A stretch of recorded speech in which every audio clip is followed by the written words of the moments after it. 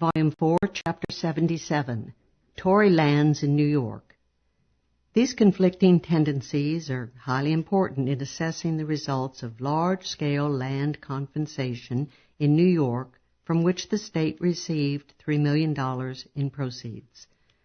New York's land system was uniquely shot through with feudalistic land monopoly. Huge manorial estates derived from the land grants of the early 18th century were still largely intact and contained an oppressed and restive tenant peasantry. Confiscation of large Tory quasi-feudal estates was therefore particularly significant in the much-needing democratizing of land ownership in New York. A particularly vital question for justice in land was the extent to which land ownership reverted to the tenants in this process, or instead went to land speculators privileged by the state. New York feudalism was greatly weakened by the very fact of the breakup of the large Tory estates. This was the inevitable result of the confiscation and breakup of the huge estates of the Johnsons, Phillipsburg Manor of Phillips in Westchester, the Roger Morris and Beverly Robinson estates in Dutchess County, now Putnam, and the Delancey estate in New York City. These last four accounted for nearly 90% of the tenantry of all Tory land holdings in New York. Thus, James Delancey's estate in southern New York was broken up and sold to 275 different persons, and Roger Morris's to 250 persons. New York's land confiscation policy came in two stages. The first policy was sequestration. In the spring of 1777, commissioners of sequestration were appointed for each county and were authorized to seize all personal property of Tories in the county and to sell it immediately at public auction. Tory lands, on the other hand, were to be sequestered by the state and held in trust, the state meanwhile taking over the role of landlord, exacting rents from the tenantry. Some leases were granted by private application rather than by public auction, and rebel refugees from southern New York were to be favored in granting leases, so favoritism was rife. Numerous tenants were evicted to make room for favored emigres from southern New York.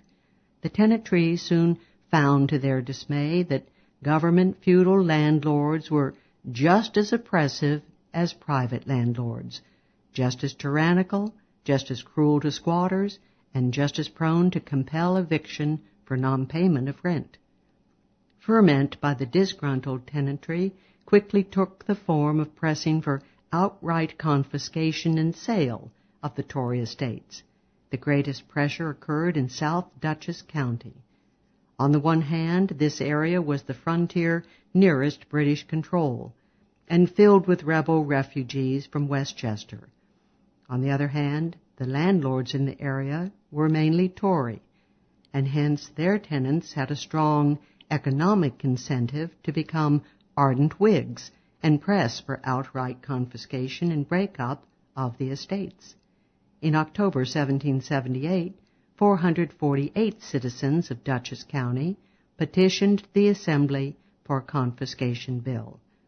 It is not surprising that the right wing was bitterly hostile to confiscation, and Livingston, Gouverneur Morris, and the Jays denounced the plan as a great compound of folly, avarice, and injustice.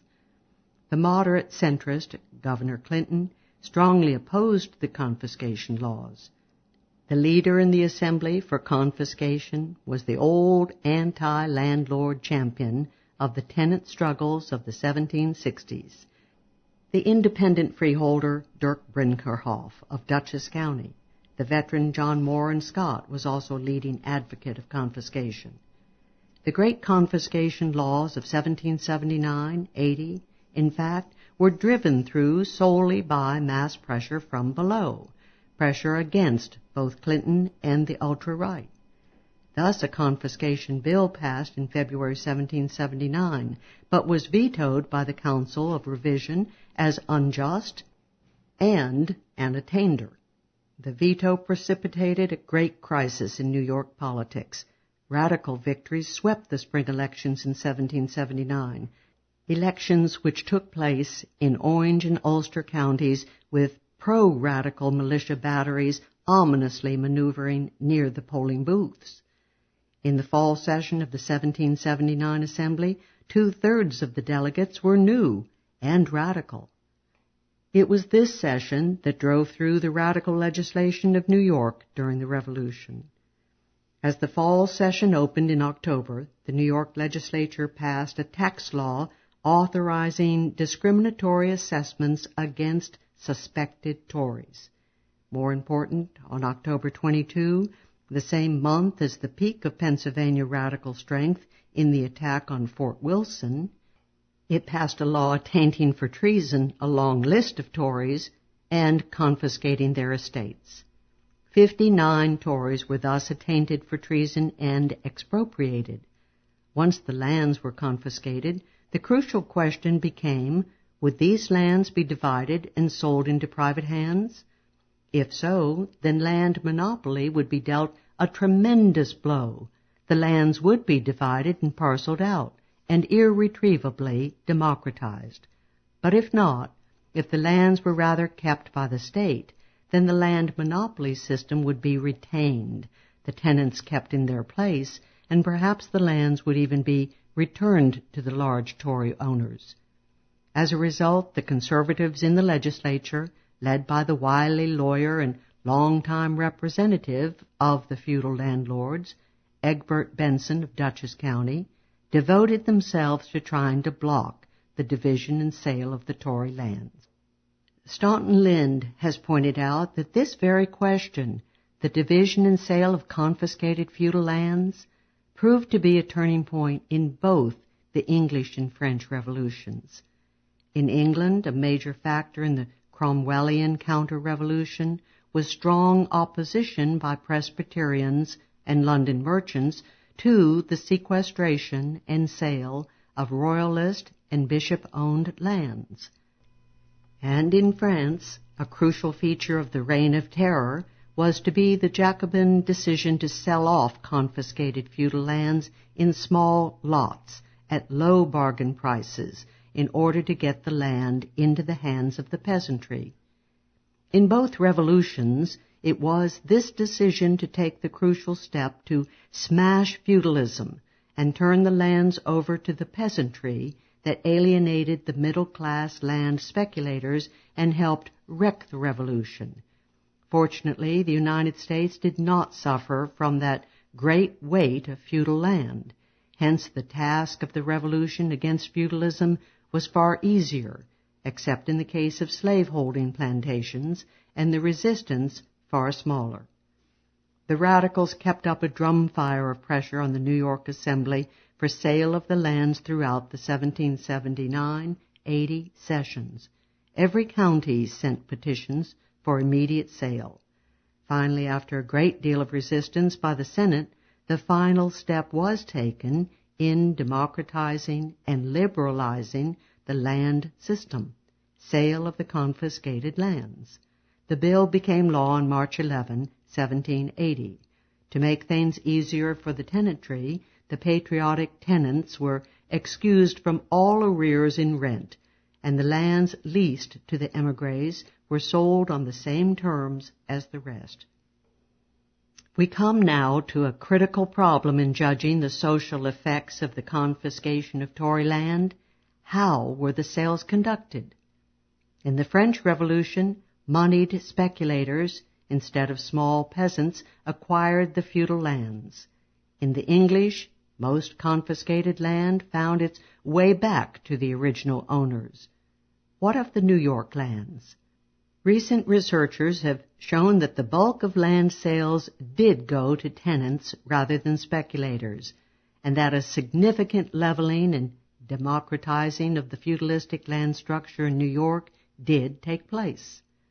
Staunton Lind has found that in Dutchess County, some cases occurred of Whig relatives returning land to the original Tory owners, with more cases of middle-class land speculators acquiring one or two tracts to lease to the existing tenants. Some tenants, unable to buy their farms in competition with the speculators, did demand that the government lease the land to them at low prices. But Lind concludes that the fact remains that the ledgers of the commissioners bear out the older view that most of the confiscated land went to small farmers and so contributed to the destruction of aristocracy in New York. This happy result was largely due to the sale law, which provided that confiscated land be sold in parcels of 500 acres or less, and the typical farm in Dutchess was 100 to 200 acres, and especially that existing tenants be given first option in acquiring their land. The tenants were allowed preemption for 8 months to purchase the land at an appraised price. The appraisal was to be made by 3 men, one of them the tenant himself, another a commissioner, and the third selected jointly by the other 2, so that the tenant had a large share in deciding how much he might have to pay. During the 1780s, it is true, the law was altered by a more conservative assembly to the disadvantage of the tenants, including the weakening of tenant preemption rights. But time was sufficient for the tenants to reap the benefits of this liberal measure. Thus, in Dutchess County, 496 confiscated lots were sold, of which 471 belonged to 4 prominent Tories: Beverly Robinson, Roger Morris, Henry Clinton, and Charles Inglis, and 414 lots belonged to Robinson and Morris alone. These 414 lots in South Dutchess were sold to no fewer than 401 persons, and in very few cases did one person buy more than 1 lot. Almost all the lots were farms under the 500-acre limit, and the average price per lot was inexpensive, less than £100. A large proportion of these small, cheap, and widely shared lots, perhaps a majority, were bought by the actual pre-existing tenants. For Westchester, democratizing took place where it was most needed, in the large, heavily tenanted estates. The land speculators made their main acquisitions in the scattered urban or unoccupied landholdings. Lind points out that in Bergen County, New Jersey, where Tory landholdings were small farms rather than large estates, the confiscation policy led to no decrease in concentration of land, nor did it have to, since the real need for social change was precisely in the tenanted estates. The majority of the purchasers were residents on their lands. The disposition of Westchester's largest Tory estate, Phillipsburg Manor, has recently been studied by Beatrice Rubens. This huge estate composed 1/5 of present-day Westchester County, or 50,000 acres, centering on Yonkers. At the outbreak of the Revolution, Phillipsburg, the domain of the Phillipses, contained over 270 tenants on farms of about 200 acres each. The manor, moreover, contained no freeholds, and the tenantry was theoretically on a highly insecure at-will contract, which also prevented them from voting in colonial elections and from holding major offices in later state elections. Since Westchester was occupied by the British throughout the war, the confiscation law could not be applied to it until the war was over. The same was true of New York City and other occupied areas. Phillipsburg Manor was therefore disposed of under the 1784 confiscation law, which was not as liberal in granting preemption rights as the law of 1779. Yet the result of the disposition of Phillipsburg, first and foremost, was to replace one powerful landlord with more than 50,000 acres and 270 tenants by 287 independent farmers, owning an average of 174 acres each.